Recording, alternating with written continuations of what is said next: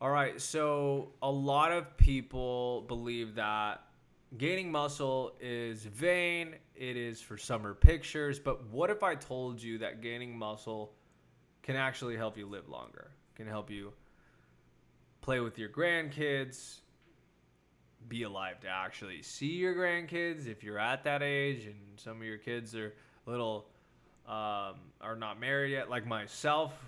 Think I don't know, our generation's just not having as many kids these days. But all I'm trying to say here is you can actually look directly at meta-analysis and systematic reviews that point clear as day that muscle wasting, so sarcopenia, the loss of muscle, is associated with higher mortality risk. So immortality means you live forever. Mortality means you die. Mortality risks of all causes: cardiovascular disease, which is the number one killer, cancer, and respiratory disease, right?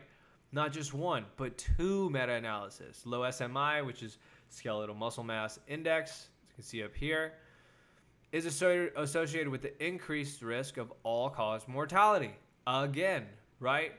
So it's not hard to find this evidence. And as we get older, we actually begin to lose muscle. Some of us have um, a age-related deficiency called sarcopenia, but really, as we age, we just typically lose muscle and our tendons get weaker.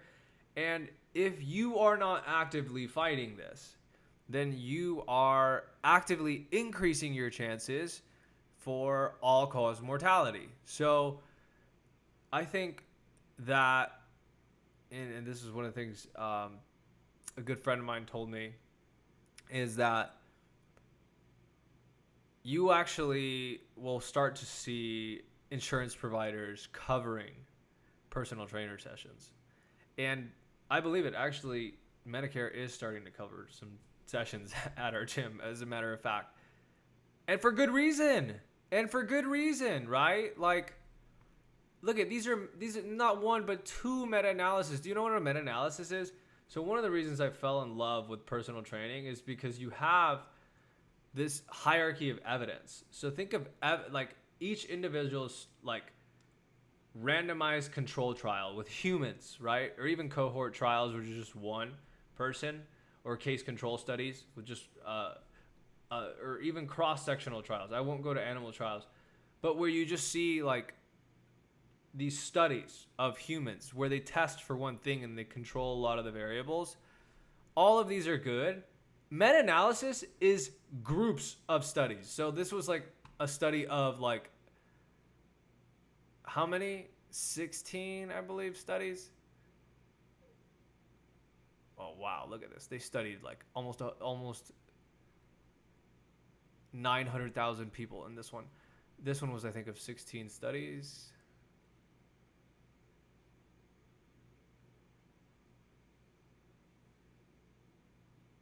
16.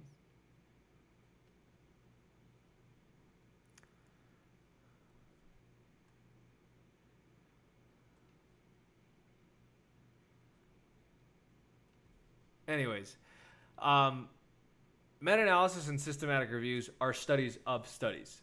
So when you hear somebody on YouTube talking about something and they don't reference a study, there's not so much weight to it, okay? You can come to logical conclusions, but the problem is so many garbage level influencers just get in their own head because they get a few amount of views and they have some sense of credibility. We all have this notion to believe people who have a lot of followers, but people can buy followers. People can grow their channel with money. People are paid by product pushers, right? So you can't believe all the stuff you see online. So this is why I fell in love with the fitness industry, because we actually have a home base, right? Like in the world of business, it's just about like, oh, like who's the biggest fish? This person is like the law of the land in the, at least in capitalism, right? Like it's just like, well, this person is all knowing because they are at the top of the pyramid, and then you come to realize that like, oh, this person just like took advantage of other people and stepped on them. They don't actually know what they're talking about. But in fitness, the smartest people are actually the ones with the PhDs who do the clinical trials, who put together the meta-analysis, who actually quantify evidence for us to give things weight, right? So this is the beauty of what I do, is like everything that I do, I pull it typically from meta-analysis and systematic reviews, because it's not just one study, it's a gang of studies put into one, right? So it's so much more clear on what to do, like what you should do based on the research, because there's so much weight for it, right? You can come to other logical conclusions and you can kind of bounce around, but this is like a home base. It's like, oh wow, this is like what, as close to objective as we can get, right? Because no one study, not even a meta-analysis, is fact, right? It's just weighted evidence, right? Think of it like stacking bricks. But so cool that we get to see certain topics are avidly researched and have so much evidence, like muscle mass. So if you are thinking that muscle is just something you need to look good in summer pictures, you are extremely, extremely misinformed. Muscle mass is very well correlated with all-cause mortality. Literally anything. Cancer, lung disease, anything, right? And part of this goes back to my theory. One of my theories on training is if you raise the ceiling, everything else goes up, right? What do I mean by that? So if you can handle a lot of stress in the gym, right, then your threshold goes up. So then other things in life aren't as hard, right? I'll give you another analogy. Speed, how fast you can sprint. Sprinting is the most powerful thing a human can do.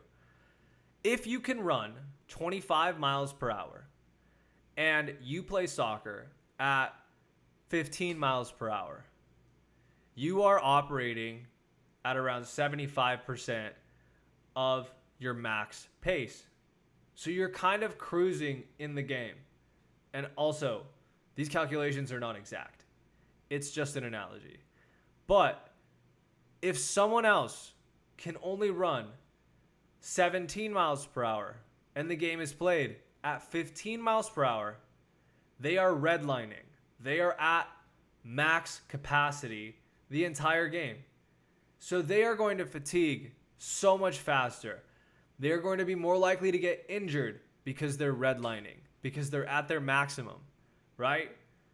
They're more likely to trip because they're exhausted.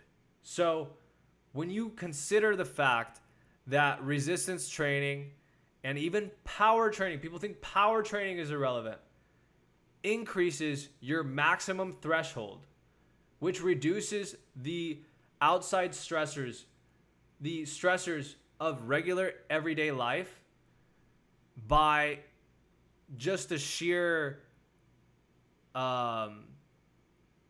by increasing your threshold, you reduce the load because you increase your max capacity, right? Not sure if there's another way to say this, but it's as clear as day.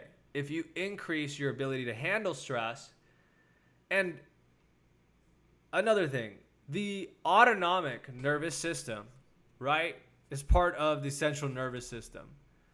But it doesn't understand words. It doesn't understand words, right? All it understands is like your sympathetic branch, which is your fight, flight, or freeze.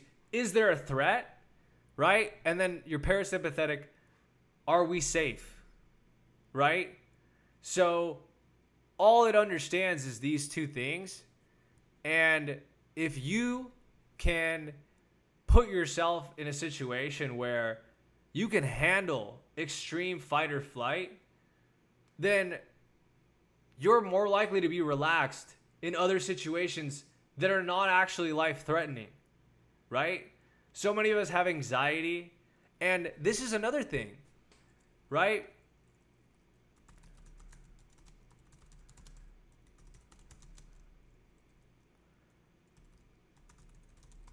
And this aligns exactly with my theory on training.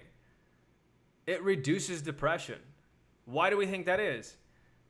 Because of the fact that you trigger this fight or flight response under a controlled setting, you reduce the stress. Because like these systems, again, they don't understand words. All they understand is threat or no threat, right? So if you pose a threat in a controlled environment and you're able to handle it, then you have more of a parasympathetic response in real life. This is why HRV, if you track your heart rate variability, if you do hard things like on the track and you stress your cardiovascular system, then your heart rate variability goes up because you're able to go from really high heart rates to a really relaxed heart rate, right? And oftentimes we look at this as strength and conditioning coaches as how well is somebody recovered based on their HRV. This is exactly what I mean when I'm talking about this stuff. So understand that there's so much more reason to work out than just looking good.